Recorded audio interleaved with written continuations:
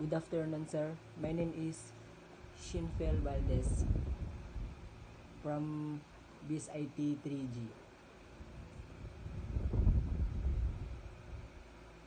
20 years old po. From Banding po, Sorobio, Pangasinan.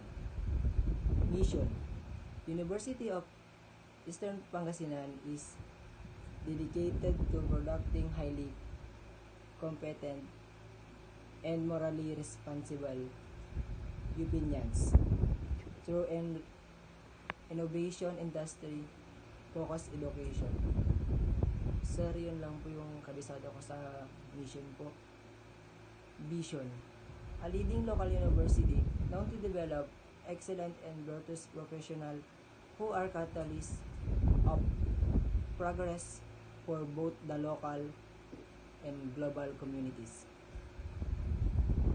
Core values: uprightness, excellent, passion.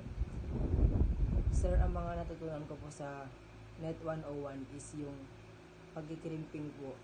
Yun po yung final lab activity namin, sir. Tapos po yung final requirements po namin is yung pag-aano po ng mga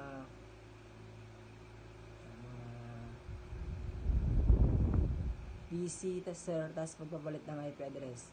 Yung sa router tas PC naman po, i-connect po namin yung PC doon sa router, sir, tapos papalitan po namin ng IP address.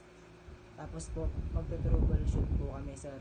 Pag magto-troubleshoot naman po kami, i-code namin, sir, sa command prompt, tapos i-ping namin, sir, kung anong PC yung i-trouble namin, sir. Tapos ipiping namin. Tapos pag naping naman po, ganun din po sa next. Ipiping din po namin yung PC na isa, sir. Tapos po, sa pagkikrimping naman po, sir, yung natutunan ko po, yung dapat po sagad po yung pagpasok mo ng cable doon sa mismong RG45, sir, para po pag tinester is gumagana po. At sir, yung mga type po ng pag po ng RG45 is meron din po yung mga crossover, tapos marami pa pong iba, sir, eh.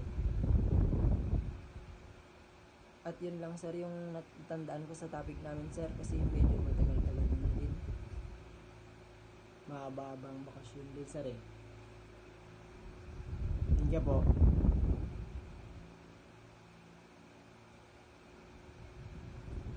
Good afternoon po ulit, sir. Thank you.